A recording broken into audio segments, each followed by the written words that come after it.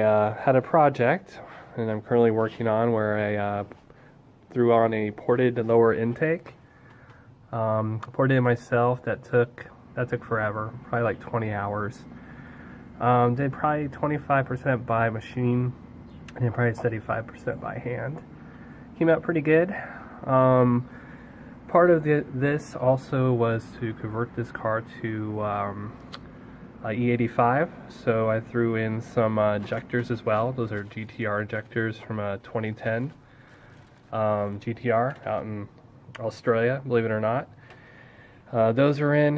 One of the things I noticed though, unfortunately, I couldn't complete my project because my valve covers were leaking. That's why you see this the bag over here to keep dirt from going in there. Those are a bear to get off.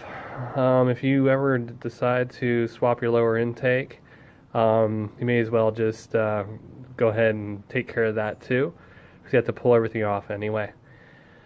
I wanted to do a do-it-yourself guide, but it was just too many steps here. You see I have like things disconnected over here, disconnected over here. Also installed a analyzer here for the e85 kit I got from Specialty Z. So I'm gonna do the wiring over the week. So what sucks about the valve covers is if you try to buy them online, actually not online, if you try to buy them from a local store, you can't find them anywhere.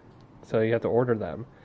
If you call the dealership, they try to sell you the whole valve cover, claiming that one of the gaskets it has to come with it. And you know, so I pulled it out anyway. And yeah, you can see this is a mess. This is all from this weekend. Well, not the beer. The beer's new. So I believe what they're claiming is this gasket comes with a valve cover. You can't get it separately, but it's a complete lie. You can go online. You can buy even from dealerships not in California. Sell them separately. So those are in order. Once I get those, I'm going to throw some silicone on this, glue it back together, slap those back on. A couple other cool things. I got these throttle bodies poured and polished. So those are in the box over here.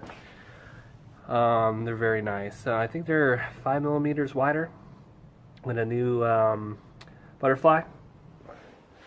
So that's what's going on. Oh yeah, and I have Z1 intake. That's been on there for a while, and that's a really good mod, by the way. I think it gained like pretty close to 20 horsepower at the wheels when I installed that originally.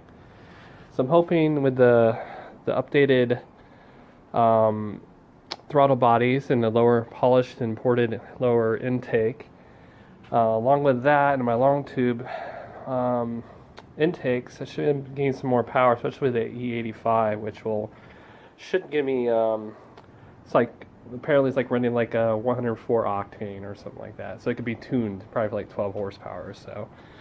Plus that, so hopefully I gain 20. If I gain more, that'd be awesome.